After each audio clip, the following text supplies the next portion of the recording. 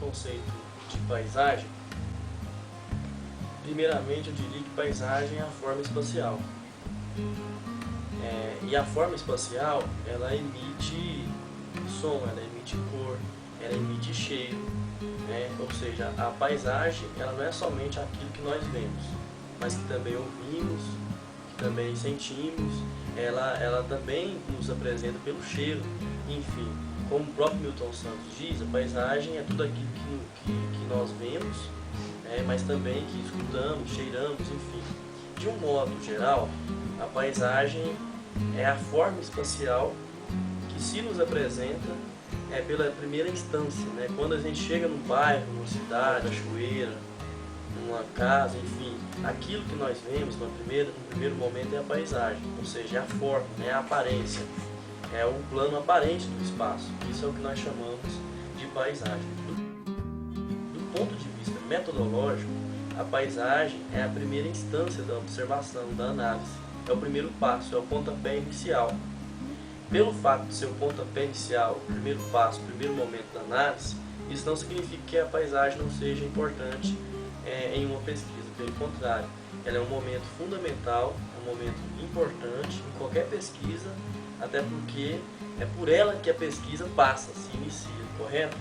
E eu utilizo a paisagem nas minhas pesquisas. É uma proposta metodológica que nós chamamos de análise espacial, onde fazemos um caminho passando por essas duas categorias, pela paisagem e pelo território. Como que isso funciona? Funciona da seguinte maneira: quando se observa, se analisa uma determinada forma, nós pressupomos que toda forma ela tem uma essência, um fundamento, uma formação. Toda forma contém informação, correto? Se toda forma contém informação, tudo aquilo que se passa pela visão, pelo paladar, pelo ouvido, enfim, tudo aquilo que nós vemos tem uma explicação. Por trás daquilo ali existem relações sociais, relações de poder, relações políticas, né? Mas que não pode ser vista pelos olhos, né? Não pode ser analisado no primeiro momento. Ou seja, a explicação da paisagem está na onde? No território. Portanto, o território seria a própria essência, né? O próprio fundamento, porque ele está do ponto de vista no plano relacional do espaço e que resulta nas formas, e essas formas são a paisagem. Importante lembrar também que a paisagem ela depende da percepção, ou seja, da cultura de quem percebe. Um símbolo da paisagem às vezes tem um sentido para uma determinada pessoa e às vezes não tem um sentido diferente para outra pessoa. E isso vai depender do que? Da cultura. Mas é sempre importante lembrar que a paisagem é historicamente determinada, assim como o sujeito que percebe.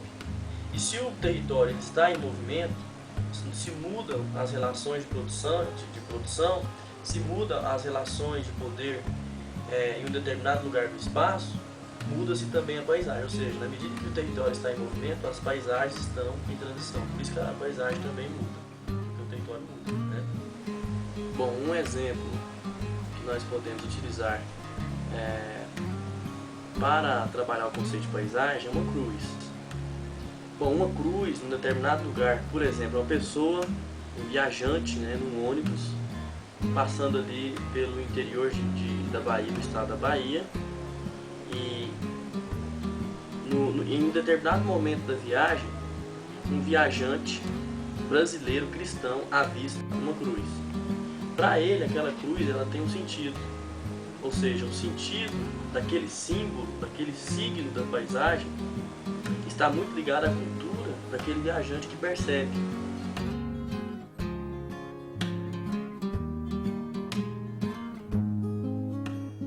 Mas dentro daquele ônibus pode ter também um turista, um viajante que não seja da cultura cristã. E pode acontecer desse outro viajante não olhar para a cruz da mesma maneira que aquele cristão olhou. Então a paisagem ela também tem isso, ela tem essa dependência com a cultura de quem percebe.